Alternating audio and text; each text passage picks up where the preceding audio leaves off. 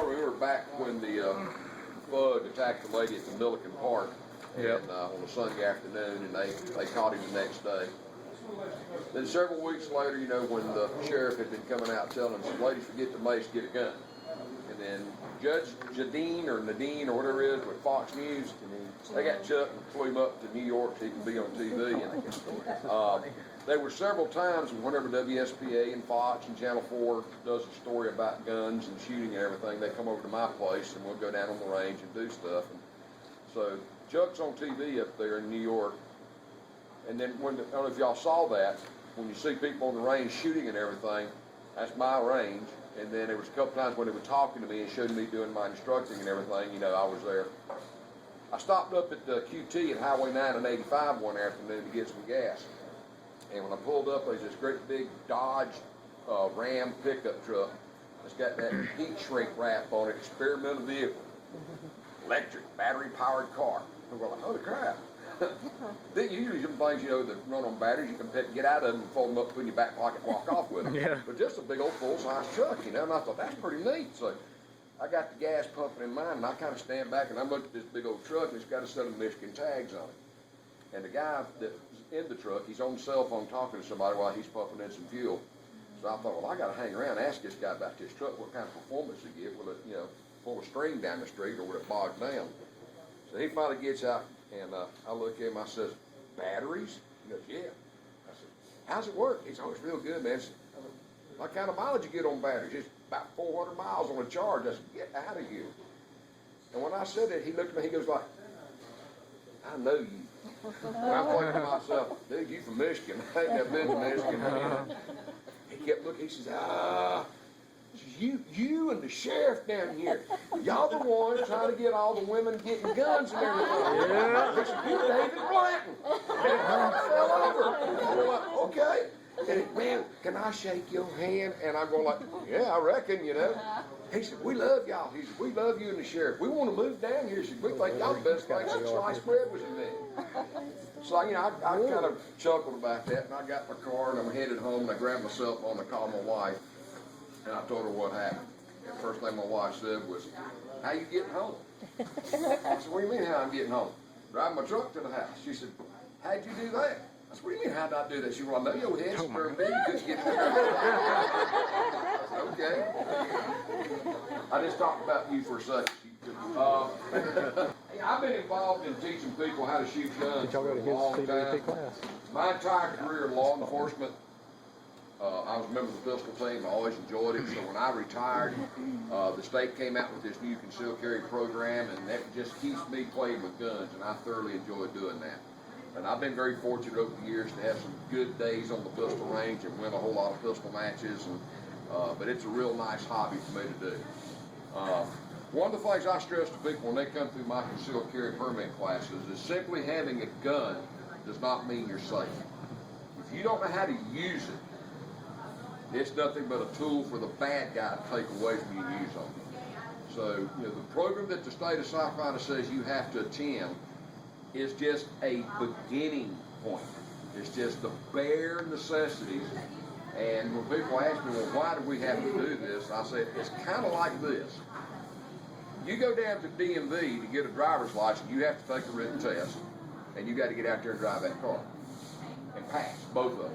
And if you pass them both, the state of South Carolina will give you a driver's license. The reason they do that is if you didn't have to take that written test and driven test, you just came in and said, oh, driver's license, we'll put your feet on them two white feet on the floor, smile, we'll take any picture, and they give you a license, out the door you go. If you went down the street and ran over somebody, the state of South Carolina gets sued because they're the ones that gave you the ability or the authority to drive. They're the ones that issued the license to you, but they didn't require you to know anything. That's why you have to go through a class to get your permit, so the state of South Carolina doesn't get sued. Now, I've had a lot of people, and I don't know how some of y'all may feel about this open carry law that they're talking about. Not because I teach concealed weapons permit classes, but I think that's a real bad idea. You know, if you were born after, I think it's 1973, and you want to get a hunting license, you have to attend the hunter safety class.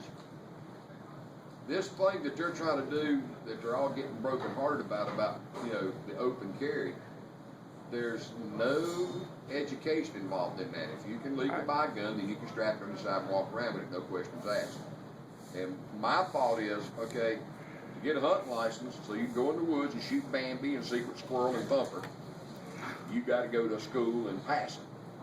But to put a gun on it, walk down the street and Bubba jumps out the bush and scared, and you light him up, you don't have to have any kind of education for that. That, to me, doesn't sound quite right.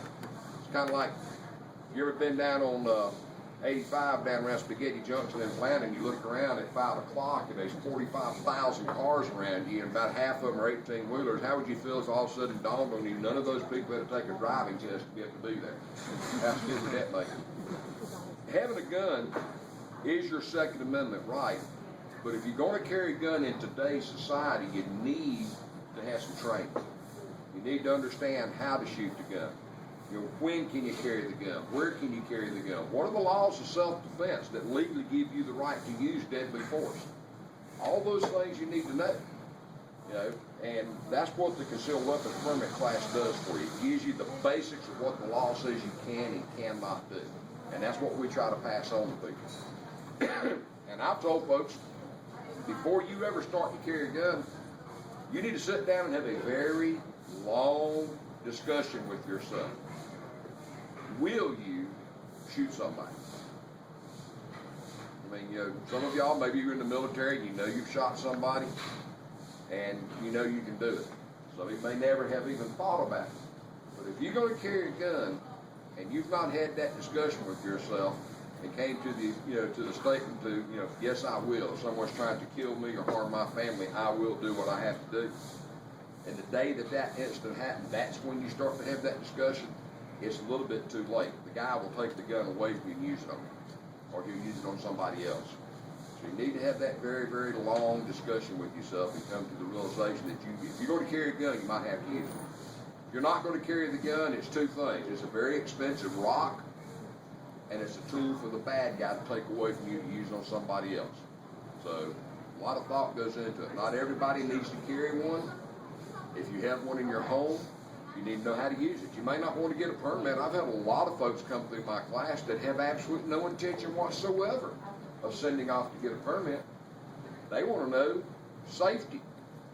Where can I carry it if I decide to one day? You know, how does this thing work? You know, teach me how to shoot it. Can I, you know, they want to be able to know what they're doing with their gun and safely be able to secure the gun in their home. We have a lot of people do that. So, you know, it's just two different ways of thinking about it. You know, guns are not evil, you know, and they don't jump out and run down the hall all by themselves looking for people to hurt. Because if they do, evidently all the guns I own are the laziest guns on the planet. Because I can take my guns and set them on the table and put 10,000 rounds of ammo around them, and not the first one of them would jump up, load itself, and go hopping down the hall looking for somebody. You ever come home and your gun is hopping down the hall all by itself, looking for somebody to shoot? You need to move real fast, because that place is home. Okay? You know, guns aren't bad things. There's bad people out here that might use one, but as Chuck said a while ago, you know, the person sitting beside you decides you got to die right now, and they've got an ink pen right there beside them, they can kill you with that ink pen. So let's outlaw ink pens, right? So, yeah, it's just on how you look at things. It's not necessarily the object that's the bad thing, it's the person that's using it. A lot of times when we have ladies come through, and since Chuck said forget the mace, get a gun, we've had a bunch of ladies come through. One of the things I get from them is, what kind of gun should I carry? Somebody said they heard Chuck say, get a 45. I like 45. I got one on the side. I got one right here. This is a 45 caliber. But not everybody can shoot one. You may have very small hands. You know, there's a little bit more recoil to deal with. But if you hit somebody with one of these big old bullets, 230 grain bullets, you will normally knock them down. And that's what you want to do. You want to knock them down. So I've had ladies that will shoot these and qualify with them. Then I have the ladies, when I show them this, this is the one they want to get. Now, this is a 38 caliber revolver. It is made by Smith & Wesson. It's a model 642. It has the airweight frame on it. This particular firearm, if you'll look on the wall behind me here, It has a laser grip on it, so that when the ladies reach and grip this gun, that laser light will automatically come on, and whatever that little red light is sitting on is where the bullet's going to go. So that, you know, if you're in a stressful situation, ladies, and you've got something like this, and you grip that gun, that red dot's out there, you really hadn't got to look at the sights. You just find the red dot.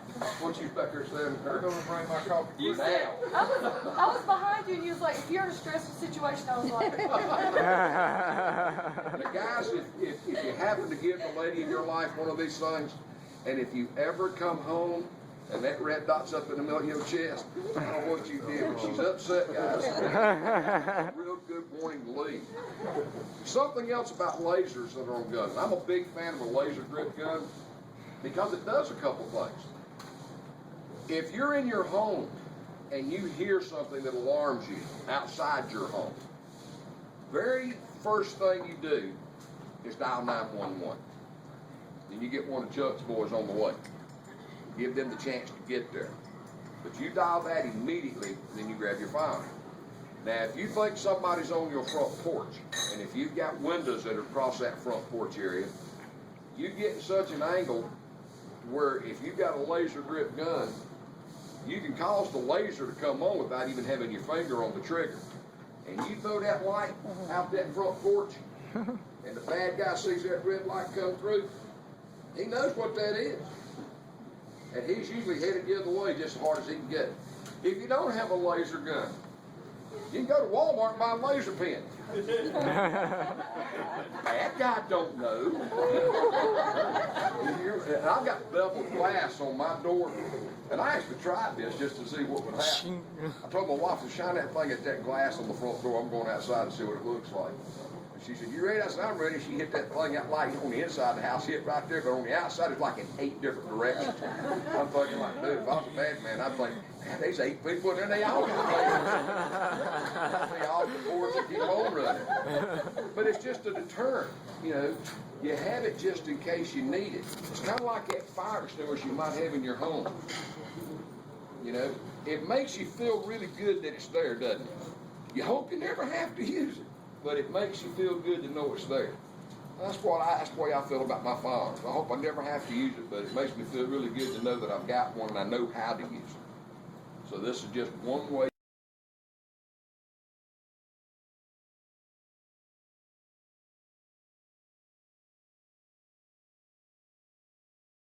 to do that, through education and learn how to use the firearm that you may be carrying. Now, the South Carolina Concealed Carry Permit class is an 8-hour-long class by law. Although, there's a guy over in Cherokee County was doing them, and he was doing about an 1.5 hour long class. Not anymore. Yeah, I know. But the state does say it must be 8 hours, and we have always done an 8-hour-long class. Sometimes it's even longer than 8 hours. You have to be 21 years of age to be able to legally possess and carry by permit a firearm in the state of South Carolina. You have to have a criminal-free background. If you come through the class and you send off your application to SLED, the sheriff's office is going to be getting a letter from SLED headquarters announcing to them that you're attempting to get a permit, and is there any reason why he thinks that you may not should get one. And when the reason he first started doing that is, let's say that you're a dope dealer, but you think you're really cool and nobody knows you're a dope dealer. Then you're trying to get a permit. And then the paperwork gets to the sheriff's office, and the sheriff's office knows you're a dope dealer, but you don't know they know. They're getting ready to lock you up here for 2 months longer, and they look at, oh, this crazy guy's trying to get him a gun permit. And they'll send back to SLED going, no, he don't need one. We fixed to go kick his door in. You know, but, sometimes local law enforcement may know things that the state doesn't know. But they do a statewide and then a nationwide background check done on you. If all that stuff comes back okay, you get a permit in this state. The South Carolina permit is valid for 4 years of time. Once every 4 years, you have to renew that permit. And you don't have to come through a class again. You just got to send the state their $50 again. And that happens once every 4 years. And that way you keep the right to be able to carry that gun for self-defense. It's all about the money.